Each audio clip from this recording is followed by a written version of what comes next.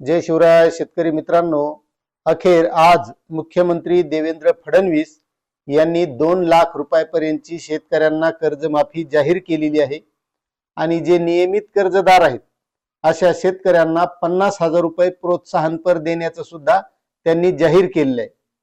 आता तसं म्हणलं तर त्यांनी 30 जून पर्यंत या कर्जमाफीची घोषणा करू असं सांगितलं आणि आज ती शेवटी अर्थसंकल्पामध्ये घोषणा केलेली आहे। पण काही मुद्दे यामध्ये लक्षात घेण्याजोगे आहेत। आता कर्जमाफी मिळाली, आपल्याला बरंही वाटायला लागलं, आपल्याकडे कर्ज असेल तर 2 लाख रुपयापर्यंत आपलं माफ होणार आहे, बरं वाटायले। जे नियमित कर्जदार आहेत त्याला वाटतं की आम्हाला सुद्धा अशाच प्रकारची माफी भेटायला पाहिजे। मात्र त्यांना एक समाधान म्हणून जसं या अगोदरच्या कर्जमाफीमध्ये प्रोत्साहनपर अनुदान दिलं होतं त्याच पद्धतीचं या कर्जमाफीमध्ये सुद्धा 50,000 रुपये हे लाभ देणार आहेत प्रोत्साहनपर म्हणून। पण एक महत्वाचा मुद्दा लक्षात घ्या शेतकरी मित्रांनो, शेतकरी म्हणजे कसा आहे, नैसर्गिक निसर्गावर चालणारा म्हणजे शेतकरी। आता शेतकऱ्याला प्रत्येक माहिती, आपण शेतात नेलं, बी बियाणं पेरणी झाली, त्याची फवारणी झाली, खतं घातले, मशागत केली, म्हणजे 100% त्या शेतकऱ्याचं पीक घरी येणार। कारण शेवटी शेती ही निसर्गावर आहे। कधी अतिवृष्टी होईल, कधी भयानक पाऊस पडेल, कधी ढगफुटी होईल किंवा एखाद्या वेळेस पाऊसच पडणार नाही। म्हणजे त्या शेतकऱ्याला माहिती की आपण जे शेतीमध्ये पेरलंय, जो शेतीमध्ये खर्च केला, हे 100% आपल्या घरात पीक येईलच। हे आज त्यावेळेस तरी सांगता येत नाही, ज्यावेळेस त्याच्या घरात येईल त्यावेळेस खरं त्या शेतकऱ्याचं ते पीक आहे असं समजावं लागेल। आता या कर्जमाफीकडे बघताना एक लक्षात घ्या की जसं या शासनानं निवडणुकीच्या अगोदर आश्वासन दिलं होतं की सरसकट शेतकऱ्यांचा 7/12 कोरा करू। आता सरसकट म्हणल्याच्या नंतर मग तिथं कोणते निकष नसतात, कोणत्या अटी नसतात, कोणत्या मर्यादा नसतात। मग तो थकबाकीदार आहे का रेग्युलर नियमित कर्जदार आहे असा कोणताही निकष नसतो, म्हणजे त्या शेतकऱ्याला कर्जमाफी मिळणार हे 100% फिक्स असतं। मात्र आज जी कर्जमाफी झाली यामध्ये मुख्यमंत्री श्री देवेंद्रजी फडणवीस यांनी पात्र शेतकऱ्यांना या कर्जमाफीचा लाभ मिळेल असं सांगितलेलं आहे। आता यामध्ये महत्वाचं एक गोष्ट आहे की त्यांनी आवर्जून ते सांगितलं की मध्येच नाना पटोले हे बोलले होते, म्हणून ते कर्जमाफीची घोषणा करते वेळेस म्हणाले की एकदा पुन्हा सांगतो, नाना भाऊंना ऐकायचंय। आणि त्यावेळेस त्यांनी शब्द वापरला की पात्र शेतकऱ्यांना। म्हणजे यावरून एक लक्षात घ्या शेतकरी मित्रांनो की यामध्ये आता पात्र कोण होणार। तसं पाहिलं तर त्यांनी सांगितलंय 30 सप्टेंबर 2025 पर्यंत जे शेतकरी थकबाकीदार असतील ते।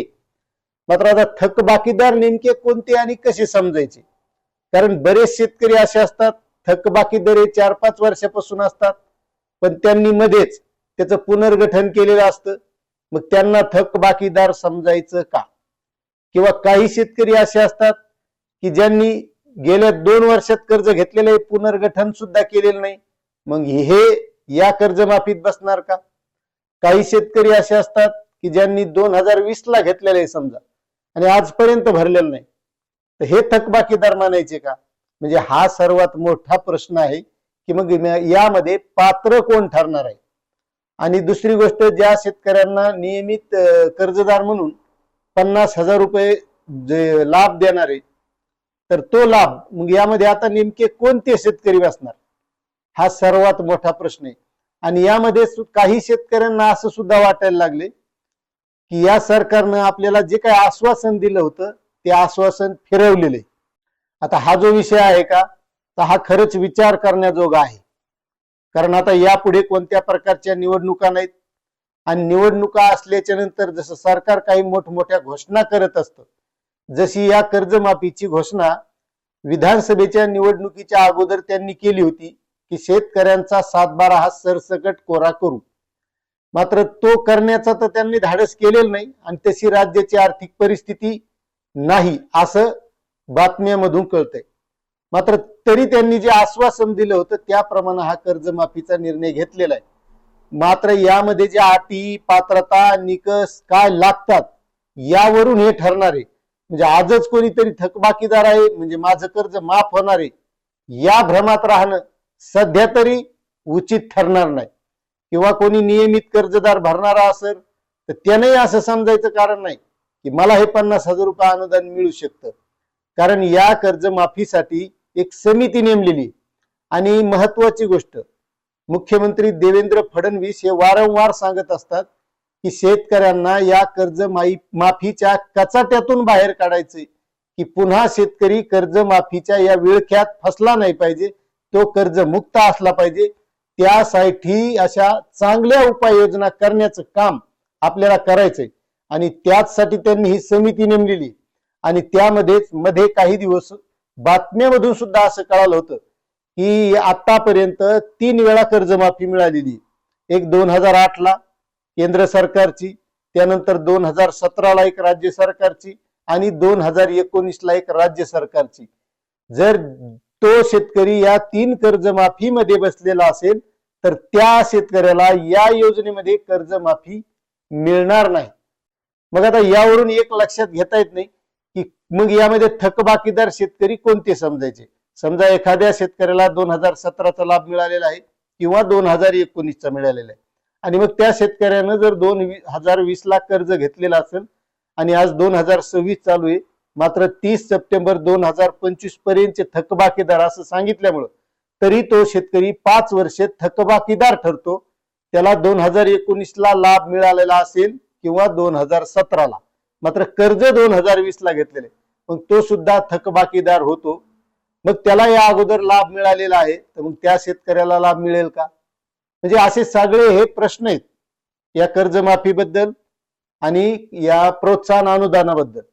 मग त्यावर जी काही समिती नेमलेली, तर आता ज्या वेळेस या समितीचा अहवाल येईल, ही समिती काय शासनाला सांगते, नेमके काय निकष त्यामध्ये ठरवते, यावरूनच आपल्याला नेमकी कोणत्या शेतकऱ्यांना कर्जमाफी मिळू शकते हे त्यानंतरच कळणार आहे. कारण याही अगोदर आपण बघितलेलं आहे की जी 2017 ला कर्जमाफी मिळालेली होती त्यामध्ये सुद्धा शेतकरी आतापर्यंत हे वंचित होते.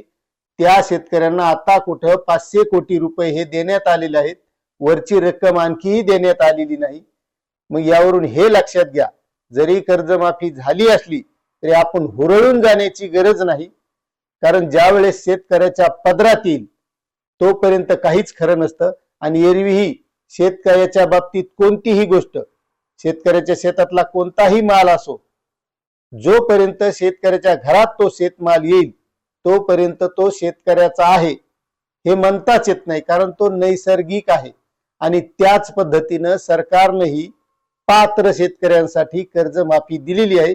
मग जोपर्यंत शेतकऱ्याच्या खात्यामध्ये हे पैसे येणार नाहीत, जोपर्यंत शेतकऱ्याच्या त्या बँकेच्या पासबुकवरला वजन कमी होणार नाही, म्हणजे त्यावरले ते आकडेमोड होणार नाही, तोपर्यंत त्या शेतकऱ्यांना कर्जमाफी मिळाली असं त्या शेतकऱ्याला समजता येणार नाही, असं मला तरी वाटतंय.